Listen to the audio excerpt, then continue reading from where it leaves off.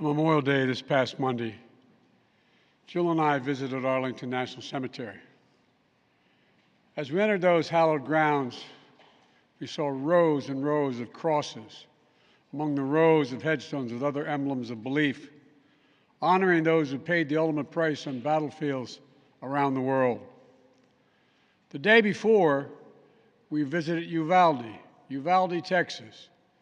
In front of Robb Elementary School, we stood before 21 crosses for 19 third and fourth graders and 2 teachers. On each cross, a name, and nearby, a photo of each victim that Jill and I reached out to touch. Innocent victims murdered in a classroom that had been turned into a killing field. Standing there in that small town, like so many other communities across America, I couldn't help but think there are too many other schools, too many other everyday places that have become killing fields, battlefields here in America. We stood at such a place just 12 days before, across from a grocery store in Buffalo, New York, memorializing 10 fellow Americans, a spouse, a parent, a grandparent, a sibling, gone forever. At both places, we spent hours with hundreds of family members who were broken, whose lives will never be the same. They had one message for all of us: do something. Just do something. For God's sake, do something. After Columbine, after Sandy Hook, after Charleston, after Orlando, after Las Vegas, after Parkland, nothing has been done. This time that can't be true. This time we must actually do something. The issue we face is one of conscience and common sense. For so many of you at home, I want to be very clear. This is not about taking away anyone's guns. It's not about vilifying gun owners. In fact, we believe we should be treating responsible gun owners as an example of how every gun owner should behave. I respect the culture and the tradition and the concerns of lawful gun owners. At the same time, the Second Amendment, like all other rights, is not absolute. It was Justice Scalia who wrote, and I quote, "Like most rights, the rights granted by the Second Amendment are not unlimited." Not unlimited. It never has been. There have always been limitations on what weapons you can own in America. For example, machine guns have been federally regulated for nearly 90 years, and this is still a free country. This isn't about taking away anyone's rights. It's about protecting children. It's about protecting families. It's about protecting whole communities. It's about protecting our freedom to go to school, to a grocery store, to a church, without being shot and killed. According to new data just released by the Center for Disease Control and Prevention, guns are the #1 killer of children in the United States of America. The #1 killer. More than car accidents, more than cancer. Over the last 2 decades, more school-age children have died from guns than on-duty police officers and active-duty military combined. Think about that. More kids than on-duty cops killed by guns. More kids than soldiers killed by guns. For God's sake, how much more carnage are we willing to accept? How many more innocent American lives must be taken before we say enough, enough? I know that we can't prevent every tragedy, but here's what I believe we have to do. Here's what the overwhelming majority of American people believe we must do. Here's what the families in Buffalo and Uvalde in Texas told us we must do. We need to ban assault weapons and high-capacity magazines. And if we can't ban assault weapons, then we should raise the age to purchase them from 18 to 21. Strengthen background checks, enact safe storage law and red flag laws. Repeal the immunity that protects gun manufacturers from liability. Address the mental health crisis deepening the trauma of gun violence and as a consequence of that violence. These are rational, common sense measures. Here's what it all means. It all means this. We should reinstate the assault weapons ban on high-capacity magazines that we passed in 1994 with bipartisan support in Congress and the support of law enforcement. 9 categories of semi-automatic weapons were included in that ban, like AK-47s and AR-15s. And in the 10 years it was law, mass shootings went down. But after Republicans let the law expire in 2004, and those weapons were allowed to be sold again, mass shootings tripled. Those are the facts. A few years ago, the family of the inventor of the AR-15 said he would have been horrified to know that its design was being used to slaughter children and other innocent lives instead of being used as a military weapon on the battlefields as it was designed. That's what it was designed for. Enough. Enough. We should limit how many rounds a weapon can hold. Why in God's name should an ordinary citizen be able to purchase an assault weapon that holds 30-round magazines that let mass shooters fire hundreds of bullets in a matter of minutes? The damage was so devastating in Uvalde, parents had to do DNA swabs to identify the remains of their children. 9 and 10-year-old children. Enough. We should expand background checks to keep guns out of the hands of felons, fugitives, and those under restraining orders. Stronger background checks are something that the vast majority of Americans, including the majority of gun owners, agree on. I also believe we should have safe storage laws and personal liability for not locking up your gun. The shooter in Sandy Hook came from a home full of guns. They were too easy to access. That's how he got the weapons. The weapon he used to kill his mother and then murdered 26 people, including 20 first graders. If you own a weapon, you have a responsibility to secure it. Every responsible gun owner agrees to make sure no one else can have access to it, to lock it up, to have trigger locks. And if you don't, and something bad happens, you should be held responsible. We should also have national red flag laws so that a parent, a teacher, a counselor can flag for a court that a child, a student, a patient is exhibiting violent tendencies, threatening classmates, or experiencing suicidal thoughts. It makes them a danger to themselves or to others. 19 states in the District of Columbia have red flag laws. The Delaware law is named after my son, Attorney General Beau Biden. Fort Hood, Texas, 2009, 13 dead and more than 30 injured.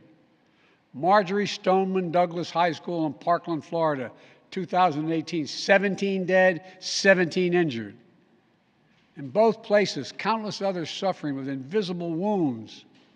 Red flag laws could have stopped both these shooters. In Uvalde, the shooter was 17 when he asked his sister to buy him an assault weapon. Knowing he'd be denied because he was too young to purchase one himself, she refused. But as soon as he turned 18, he purchased 2 assault weapons for himself. Because in Texas, you can be 18 years old and buy an assault weapon, even though you can't buy a pistol in Texas until you're 21. If we can't ban assault weapons, as we should, we must at least raise the age to be able to purchase one to 21. Look, I know some folks will say 18-year-olds can serve in the military and fire those weapons. But that's with training and supervision by the best trained experts in the world. Don't tell me raising the age won't make a difference. Enough.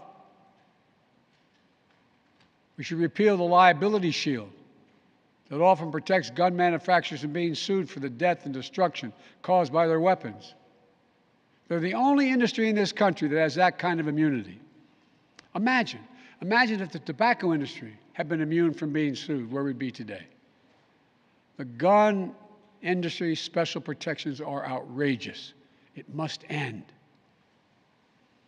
And let there be no mistake about the psychological trauma that gun violence leaves behind. Imagine being that little girl, that brave little girl in Uvalde, who smeared blood off her murdered friend's body onto her own face to lie still among the corpses in her classroom and pretend she was dead in order to stay alive. Imagine what it would be like for her to walk down the hallway of any school again. Imagine what it's like for children who experience this kind of trauma every day in school, in the streets, in communities all across America. Imagine what it's like for so many parents to hug their children goodbye in the morning, not sure whether they'll come back home. Unfortunately, too many people don't have to imagine that at all. Even before the pandemic, young people were already hurting. There's a serious youth mental health crisis in this country. We have to do something about it. That's why mental health is the heart of my unity agenda that I laid out in the State of the Union address this year. We must provide more school counselors, more school nurses, more mental health services for students and for teachers, more people volunteering as mentors to help young people succeed, more privacy protection and resources to keep kids safe from the harms of social media. This unity agenda won't fully heal the wounded souls, but it will help. It matters. I just told you what I'd do. The question now is, what will the Congress do? The House of Representatives has already passed key measures we need.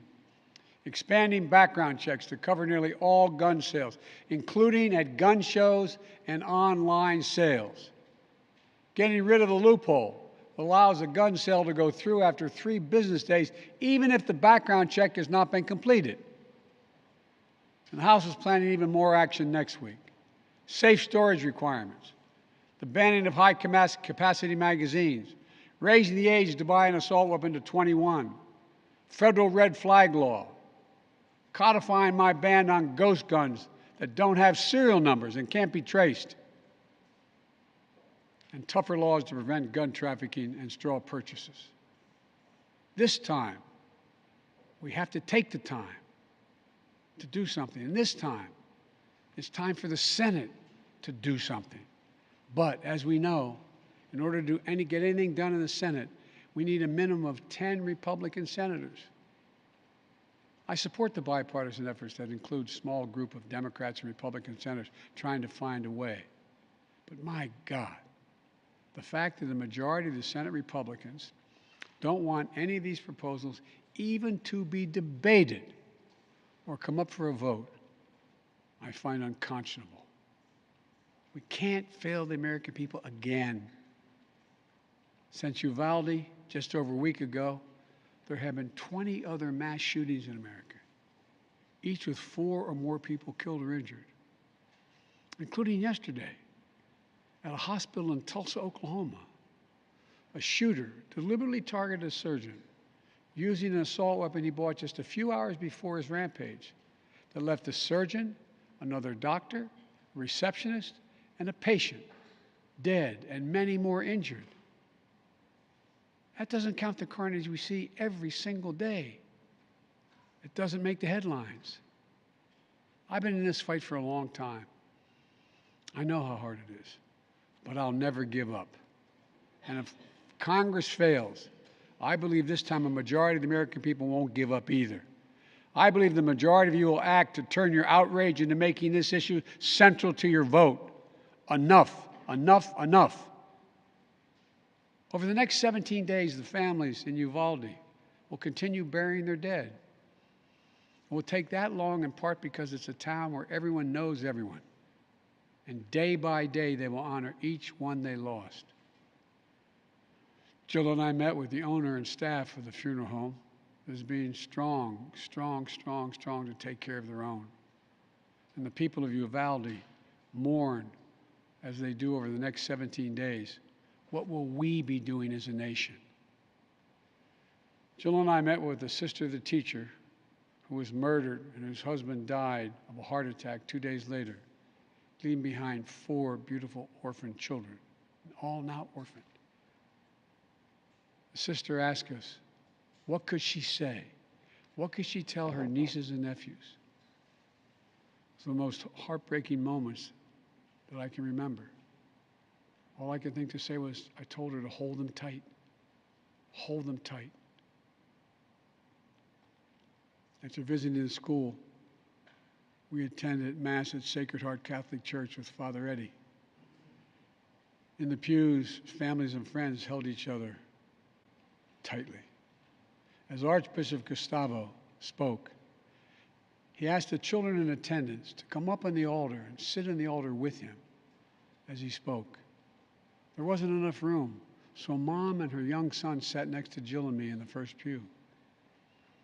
And as we left the church, a grandmother who had just lost her granddaughter passed me a handwritten letter. It read, quote, "Erase the invisible line that is dividing our nation. Come up with a solution and fix what's broken and make the changes that are necessary to prevent this from happening again." End of quote. My fellow Americans, enough. Enough. It's time for each of us to do our part. It's time to act for the children we've lost, for the children we can save, for the nation we love. Let's hear the call and the cry. Let's meet the moment. Let us finally do something. God bless the families who are hurting. God bless you all. From a hymn based on the 91st Psalm sung in my church. May He raise you up on eagle's wings and bear you on the breath of dawn, make you to shine like the sun and hold you in the palm of His hand. That's my prayer for all of you. God bless you.